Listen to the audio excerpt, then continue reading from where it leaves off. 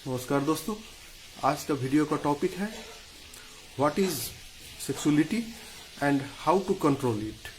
वासना क्या है और इसे नियंत्रण कैसे करें। आइए जानते हैं।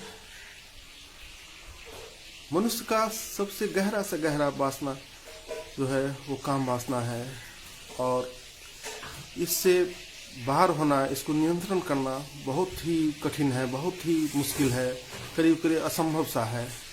हजार लोग इसको दावा किए हैं कि ऐसे करे वैसे करे। बहुत इस पे किताब भी है, बहुत लोग धर्मगुरु बहुत इस पे बोलते हैं और बहुत इसका उपाय से भी दिए हैं, लेकिन कहना बहुत मुश्किल है ये कितना कारगर है।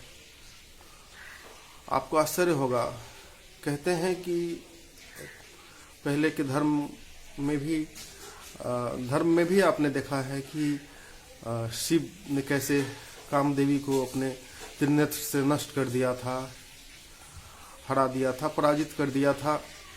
और ये संकल्प और होश का दिया से उन्होंने पराजित किया था। और आइए जानते हैं इसकी शुरू से। सबसे पहले ये वासना जो है वो हमारे जहाँ इंद्रिय हैं वहाँ होना चाहिए, लेकिन वो शिफ्ट होके हमारे मस्तिष्क में चले जाते हैं और ये ग्रंथि इसको बन जाना, इसको आप कहेंगे जो गांठ बन जाना। तो इस गांठ को कैसे सुलझाए, उसमें हम अपने आप को कैसे एज ए ह्यूमन बीइंग, हाँ, जो एक चित्त होना चाहिए, जो मनुष्य की जो दशा होनी चाहिए वो न होकर जो आदमी जो अपने आप को विकृत कर लेता है, तो कैसे एक बच्चे की तरह निर्दोष और उस सबसे मुक्त हो जाए। बाद में इनपुट होता है मनुष्य को, आप सभी जानते हैं।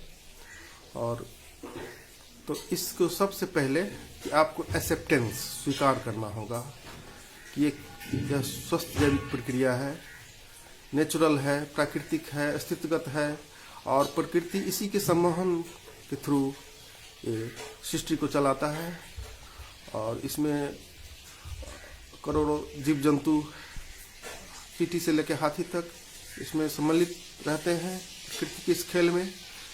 तो ये नेचुरल है, माध्यम बना के, अस्तित्व का हिस्सा बना के ये अस्तित्व का काम चलता है।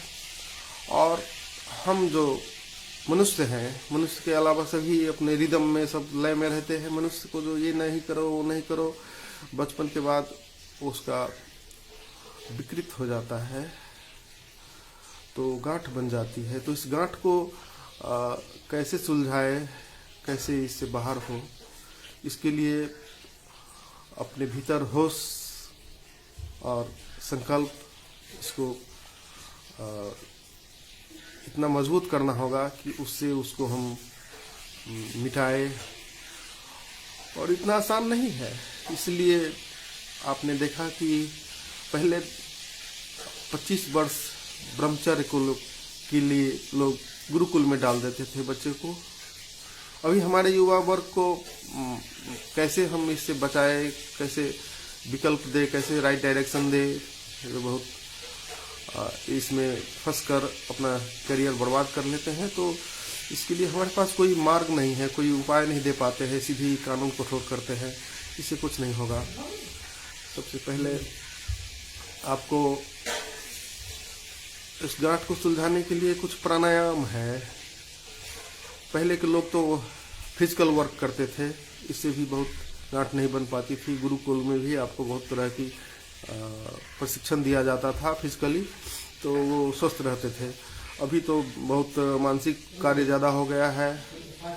आउटडोर चाहे गेम्स हो, चाहे स्पोर्ट्स यानी और कुछ भी ऐसा कुछ एक्टिविटीज़ नहीं होता है, तो ये ज़्यादा लोग ग्रसित रहते हैं। इसके लिए आपको कपालभाति और प्राणायाम में भी आपने देखा कि कपालभाति और भस्त्रिका, ये दो बहुत शक्तिशाली प्राणायाम है। इसका हमारे ऋषि सब ने भी प्रयोग किया है। अभी भी योगा और मेडिटेशन में इसका प्रयोग होता है। हमारे सदगुरु ओशो ने भी सुझाया है प्राणायाम का विधि। तो विधि करें और बहुत कठोर साधना करना पड़ेगा लंबे दिन तक, तो वो ग्रंथि जो है सुलझ के आपको मस्तिष्क से वो हट जाएगा। जहाँ पे होना चाहिए, जिस जगह पे जिस चीज़ को होना चाहिए वहाँ पे होना ज़रूरी है। तो और आपका सुकृति है कि वहाँ हो, और अगर आपको ये सुलझ जाता है साधना करके, ध्यान करके, तो आप तब स्वस्थ हो पाएंगे। उसके बाद आपको ये चीज़ नहीं सताएगी। मनुष्य की जो सारी जो एनर्जी है, सारा जो ऊर्जा है, वो अपने क्रिएटिविटी की तरह नहीं लग के वो लग जाता है, इसी में उलझ जाता है। सारा चेतना वहीं अटक जाता है, वासना के इर्द गिर्द घूमता रहता है। और ये साधारण मनुष्य को नहीं, साधारण जन को, ऋषि मुनि भी इसके शिकार हैं। तो कोशिश करें कि आप ये प्राणायाम करें, मॉर्निंग में कुछ देर फिजिकल एक्टिविटी करें, तो इससे बाहर हो सकते हैं, इससे आप बच सकते हैं। हाँ, तो और ये वासना जो है, हाँ, तो ये तो खराब है। सेक्सुअलिटी, काम वासना गलत है, लेकिन जो काम है, जो स्वस्थ चीज़ है, वो नेचुरली रहना चाहिए। लेकिन उसमें आपको बचपन से ही हमारे सोसाइटी में जैसे आप देखते हैं कि आदिवासी स्वस्थ रहता है, लेकिन हमारे आपके समाज में मनुष्य सबको मन में कुछ और चलता रहता है और मानसिक रूप से स्वस्थ नहीं रहते हैं।